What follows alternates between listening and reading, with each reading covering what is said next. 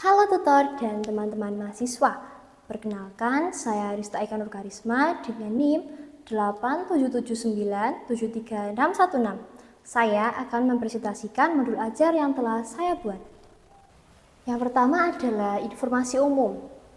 A. Identitas modul. Nama penyusun Rista Eka Nur Karisma, NIM 877973616.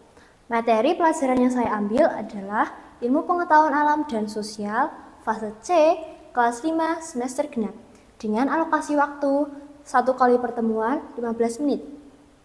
Materi yang saya ambil adalah bab 6, Indonesiaku Kaya Raya, topik B, Indonesiaku Kaya Hayatinya. B. Capaian pembelajaran.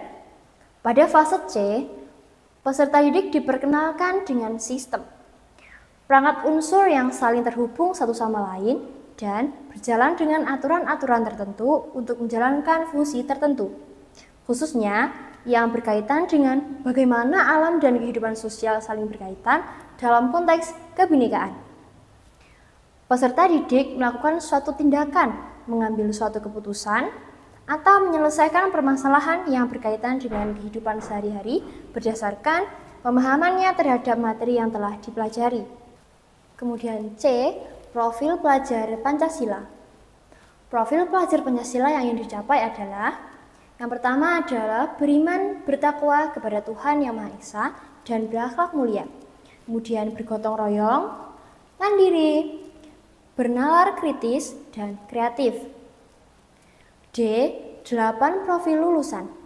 Yang pertama, keimanan dan ketakwaan kepada Tuhan Yang Maha Esa. Peserta didik mensyukuri kekayaan hayat Indonesia sebagai ciptaan Tuhan, serta menunjukkan sikap peduli terhadap kelestarian lingkungan. 2. Kewargaan. Peserta didik menunjukkan rasa bangga terhadap kekayaan alam Indonesia, menghargai keberagaman hayati, serta memiliki kesadaran menjaga lingkungan sebagai bagian dari tanggung jawab warga negara. Yang ketiga, penalaran kritis.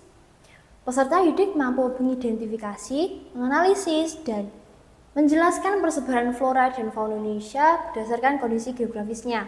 Yang keempat, kreativitas. Peserta didik menghasilkan ide atau karya sederhana melalui proyek pengelompokan flora dan fauna sesuai wilayah persebarannya. Yang kelima ada kolaborasi. Peserta didik bekerja sama secara aktif dalam diskusi kelompok dan kegiatan proyek pembelajaran. Yang keenam, kemandirian. Peserta didik menunjukkan tanggung jawab, disiplin, dan kemampuan belajar secara mandiri selama proses pembelajaran. Yang ketujuh, kesehatan.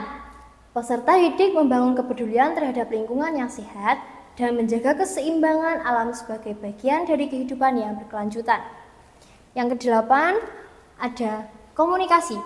Peserta didik mampu menyampaikan hasil diskusi, pendapat, dan informasi mengenai keanekaragaman hayati Indonesia secara lisan maupun tertulis dengan baik. Kemudian F, target peserta didik. Target peserta didik dalam pembelajaran ini adalah peserta didik reguler tipikal umum yang tidak memiliki kesulitan dalam mencerna dan memahami materi ajar. Kemudian G, model dan metode pembelajaran. Saya menggunakan model pembelajaran Project Based Learning atau PJBL dan Deep Learning yang berisi mindful, meaningful, and joyful. Metode yang saya gunakan adalah diskusi kelompok, tanya jawab, dan penugasan atau proyek, kemudian presentasi. Kemudian D, kegiatan pembelajaran. Yang pertama, kegiatan pendahuluan dengan alokasi waktu 3 menit. Guru membuka pembelajaran dengan menyapa peserta didik dan mengucapkan salam. Kemudian, melakukan pembiasaan berdoa, memeriksa kehadiran, dan kebersihan kelas. Guru memotivasi peserta didik untuk tercapainya kompetensi dan karakter yang sesuai dengan profil pelajar Pancasila. Kemudian, guru memberikan asesmen awal dengan bertanya tentang materi dan peserta didik menjawab dengan prediksinya masing-masing. Guru memotivasi peserta didik untuk semangat mengikuti pembelajaran dengan melakukan ice breaking. Guru menyampaikan tujuan pembelajaran dan memberikan gambaran terkait manfaat pembelajaran dalam kehidupan sehari-hari. Kemudian ice breaking. Ice breaking yang saya gunakan sangat sederhana. Yaitu yang pertama, guru menyiapkan kertas yang jumlahnya kurang dari peserta didik. Kemudian, permainan diawali dengan menyanyi bersama lagu kepala, pundak, lutut, kaki. Nah, ketika lagu berhenti, peserta didik harus berlomba mengambil kertas yang sudah disediakan. Kemudian, A. Persepsi. Guru bertanya pada peserta didik dan mengaitkan pelajaran dengan kehidupan sehari-hari. Pertanyaannya adalah, yang pertama, anak-anak, apakah kalian melihat tumbuhan atau hewan khas daerah sekitar tempat tinggal kalian? Yang kedua, bagaimana perasaan kalian jika suatu hari hewan atau tumbuhan itu hilang? Kemudian, tujuan pembelajaran. Guru menyampaikan tujuan pembelajaran yaitu keanekaragaman hayati di Indonesia dan di lingkungan sekitarnya serta cara menjaganya. Yang kedua adalah kegiatan inti dengan alokasi waktu 9 menit. Kegiatan inti di sini terdiri dari 3 bagian sesuai dengan pendekatan deep learning. Yang pertama ada mindful learning, fokus dan kesadaran penuh. Kegiatannya berupa mengamati keanekaragaman hayati Indonesia dengan alokasi waktu 2 menit. Guru menampilkan PPT dan video singkat tentang flora dan fauna Indonesia. Peserta didik mengamati persebaran flora dan fauna Indonesia. Kemudian, guru memberikan pertanyaan, bagaimana kondisi geografis Indonesia mempengaruhi persebaran flora dan fauna? Guru memberikan permasalahan nyata berupa, jika hutan di suatu wilayah rusak, apa yang mungkin terjadi pada tumbuhan dan hewan di wilayah tersebut? Peserta didik menyampaikan pendapat awal berdasarkan hasil pengamatan. Yang kedua adalah joyful learning, pembelajaran menyenangkan. Dengan kegiatan proyek kelompok yaitu penjelajahan hayati Indonesia dengan alokasi waktu 5 menit. Guru membagi peserta didik menjadi beberapa kelompok kecil. Guru membagikan potongan gambar flora dan fauna dan LKP di kelompok. Peserta didik bekerja sama mengelompokkan flora dan fauna berdasarkan wilayah persebarannya. Kemudian, peserta didik memindai QR code flora fauna 3D sebagai sumber eksplorasi tambahan. Setiap kelompok memilih satu wilayah persebaran flora dan fauna Indonesia, baik wilayah timur, wilayah tengah, atau wilayah barat. Kemudian, peserta didik diminta mendiskusikan ancaman yang dapat terjadi pada flora fauna tersebut dan bagaimana cara melestarikannya. Kemudian guru membimbing kelompok yang membutuhkan bantuan. Guru memberikan apresiasi bagi kelompok yang mengerjakan dengan teliti dan rapi. Langkah kegiatan peserta didik. Pertama, peserta didik dibagi ke dalam beberapa kelompok kecil yang heterogen. 2. Peserta didik mengamati video dan media pembelajaran yang ditampilkan guru. 3. Peserta didik mendiskusikan hubungan kondisi geografis dengan persebaran flora dan fauna. Keempat, peserta didik mengelompokkan gambar flora dan fauna sesuai wilayah persebarannya.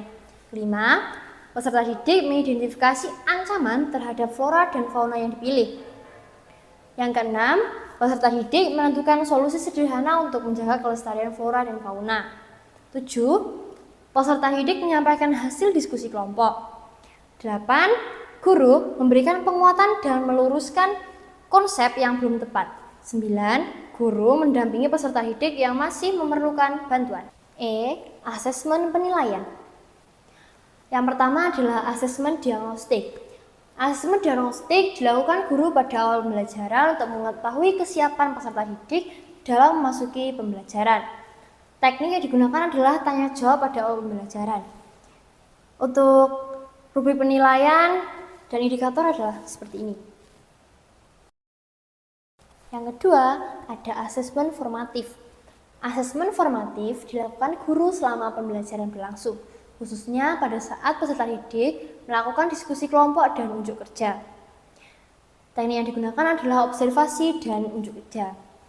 Untuk aspek yang dinilai adalah seperti ini.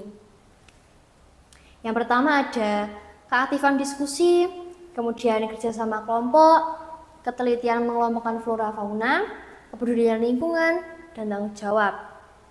Yang ketiga ada asesmen sumatif yang dilakukan dengan cara observasi secara lisan. Soalnya Yang pertama, sebutkan satu fauna Indonesia bagian barat. Yang kedua, apa perbedaan flora wilayah barat dan timur Indonesia? Untuk skor penilaiannya seperti ini. F. Pengayaan dan remedial. Pengayaan diberikan kepada peserta didik yang telah mencapai kompetensi dan tujuan pembelajaran. Kegiatan pengayaan dilakukan di luar jam belajar efektif. Kegiatannya berupa mencari informasi tambahan mengenai flora atau fauna endemik Indonesia yang belum dibahas di kelas. Remedial. Kegiatan remedial diberikan kepada peserta didik yang belum memenuhi kompetensi dan tujuan pembelajaran. Program remedial dilakukan di luar jam belajar efektif. Bentuk kegiatan remedial adalah guru memberikan penjelasan ulang menggunakan gambar atau media visual yang lebih sederhana. G. Refleksi guru dan peserta didik. Refleksi guru. Guru melakukan refleksi pembelajaran untuk perbaikan kegiatan berikutnya. Yang pertama, ada ketercapaian tujuan belajar. Apakah peserta didik sudah mampu mengidentifikasi keberagaman hayati yang ada di Indonesia dengan benar? Kemudian, metode pembelajaran. Apakah pembelajaran deep learning sudah menciptakan suasana belajar yang fokus, menyenangkan, dan bermakna? Media dan sumber belajar. Apakah media yang digunakan sudah efektif? Dan apakah ada media yang perlu ditambahkan atau dikurangi? Kendala. Apakah ada peserta didik yang kesulitan dalam memahami materi yang disampaikan? Kemudian tindak lanjut. Apa yang perlu ditingkatkan pada pertemuan berikutnya? Refleksi untuk peserta didik. Guru bisa menanyakan beberapa pertanyaan berupa apa yang kamu pelajari hari ini? Kemudian peserta didik menyebutkan kembali keanekaragaman hayati yang ada di Indonesia. Kemudian guru bertanya lagi, bagian mana yang paling kamu sukai? Peserta didik lebih menyukai video, QR code 3D, diskusi kelompok, atau proyek. Nah, kemudian guru bertanya, apakah ada hal yang sulit? Peserta didik diminta menyampaikan kesulitan yang dialami selama masa pembelajaran. Lampiran-lampiran. Lampiran yang pertama, lembar kerja peserta didik atau LKPD. Petunjuk pengerjaan. Setiap kelompok memilih satu wilayah persebaran flora fauna Indonesia di wilayah timur, tengah, atau barat. Kemudian, diskusikan ancaman apa yang dapat terjadi pada flora fauna tersebut dan cara menjaga kelestariannya. Kemudian, peserta didik diminta menuliskan hasil diskusi pada tabel yang telah disediakan. Kemudian, kelompokkan flora fauna berdasarkan wilayahnya dan tempel gambar pada kertas yang telah disediakan. Gunakan alat bantu jika diperlukan. Dan bekerja samalah dengan temanmu dalam tugas kelompok. Untuk LKPD yang digunakan adalah sebagai berikut.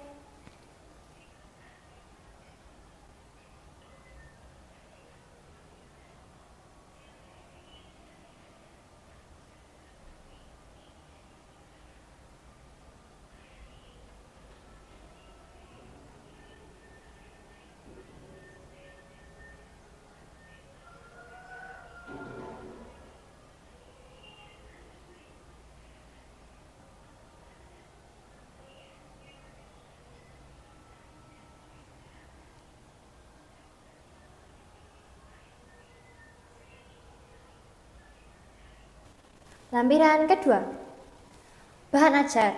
Bahan ajar yang saya gunakan yang pertama ada PPT materi pembelajaran.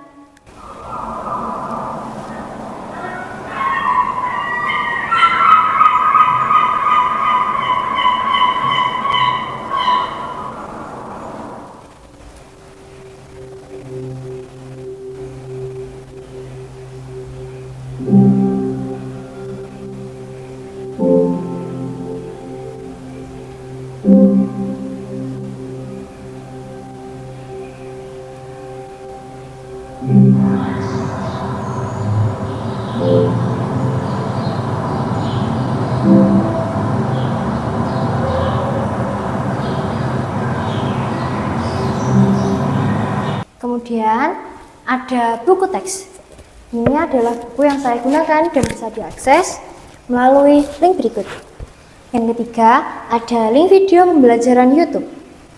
Mengenalkan daerah Hayati di Indonesia. Hai teman-teman, pernah dengar tentang keanekaragaman hayati? Ya, ada QR code flora fauna 3D yang bisa dilihat di sini.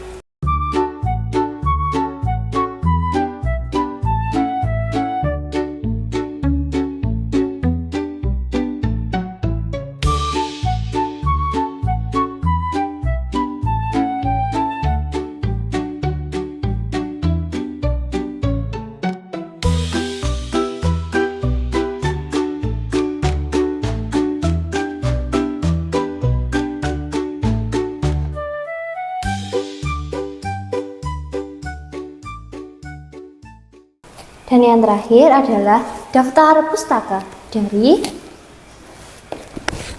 dua buku yang saya gunakan. Baik, itu tadi video presentasi dari saya. Terima kasih dan sampai jumpa di video berikutnya.